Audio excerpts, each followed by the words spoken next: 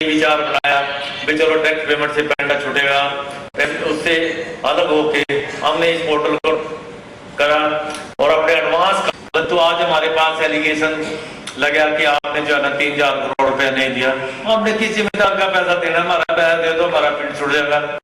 कहा करती है बीच में ब्याज बन गया, इतना काट लो इतना काट लो, हमें नोटिस दो।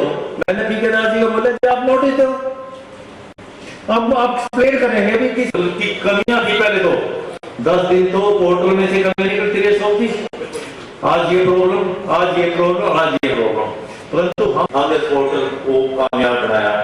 और आज ठेकेदार जी जैसे अफसर वो जिसका मतलब ही नहीं प्रेस के आगे होते, मैंने सीएम साहब पर एक लेटर लिखा जिसके अंदर बकायदा लिखा भी इस तरह से हमारे साथ दुर्व्यवहार किया जा रहा है, आप जो मर्जी करो पाएगा, हम किसी के साथ बदतमीजी करते हैं, ये कहाँ की जगह है? बिल्कुल नहीं है। तो साथियों हमने निकाला, हमने पोर्टल को कामयाब करा, हमने पेमेंट सारी दी और आगे उसके अंदर पहला फार्मर से संबंधित है कि फार्मर जो है अपनी फसल को अधिकार है, बिल्कुल है, पहले भी था अब भी था। और समस्या यह है कि अगर मंडी में बेचे उसके पास 4% मार्केट फीस भी लगेगी। नहीं, बस मंडियां बंद कर दी। अभी 5 जून को केंद्र सरकार ने 3 अध्यादेश जारी करे जिसके अंदर जो है किसान जो है अपनी फसल को मंडी और मंडी से बाहर दोनों तरीके से बेच सकते हैं। मंडी में जो किसान फसल लेकर आएगा उसके पास जो है मंडी का लाइसेंस, मार्केट फीस और जीएसटी सभी तरह के खर्चे और जो अफसरशाही है वो सारी जारी रहेगी। परंतु मंडी के बाहर कोई भी इंसान जिसके पास एक पैन कार्ड नंबर है वो जिम्मेदार का माल बेच के सारे हिंदुस्तान में कहीं भी बेच सकता है। अगर ये एक्ट पूरी तरह से लागू हो गया उससे ये सारी मंडी व्यवस्था ख़त्म हो जाएगी, क्योंकि जब इतना सारे खर्चे मंडी के अंदर पड़ेंगे और बाहर कोई खर्चा नहीं उसके पास पड़ेगा तो जिम्मेदार भी अपनी फसल को बाहर बेचने के लिए मजबूर हो जाएगा। परंतु थोड़ी देर में आप अगर देखेंगे तो ऐसा ऐसा ही किसान भी मजबूर हो जाएगा।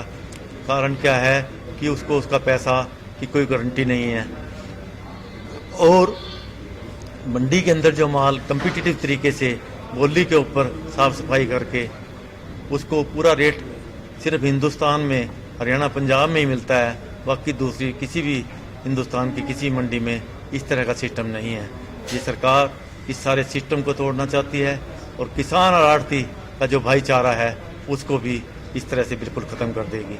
इसके साथ ही इन्होंने दूसरा ऑर्डिनेंस एसेंशियल कमोडिटी एक्ट उसको ख़त्म किया है जिसके अंदर कोई भी व्यापारी एक लिमिटेड स्टॉक कर सकता था, परंतु अब उन्होंने सारे स्टॉक की जो है ना पावर ख़त्म कर दी।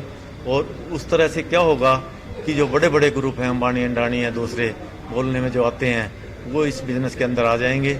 और ये जो आज स्टॉक की जो पावर है आज सारी एफसीआई या फूड कॉरपोरेशन ऑफ इंडिया उसके पास ही है और वो जरूरत के हिसाब से बाजार के अंदर माल देती रहती है।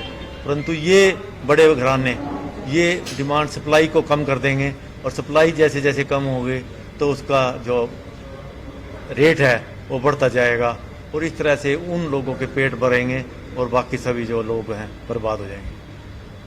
इसके अंदर यही बात उभर के आई है कि जो बातें हमने कहीं काफ़ी दिन से लोग हम उनके साथ नहीं बैठे थे और बातें की हैं, अगर सरकार ने इसी तरह से आढ़त विरोधी, किसान विरोधी अगर अपना मूव ऐसे जारी रखा तो हम मजबूरन जो है लड़ाई लड़ने के लिए जो है मजबूर हो जाएंगे और किसी तरह से भी किसी भी आंदोलन करके हम किसी भी हद तक जाने के लिए मजबूर हैं।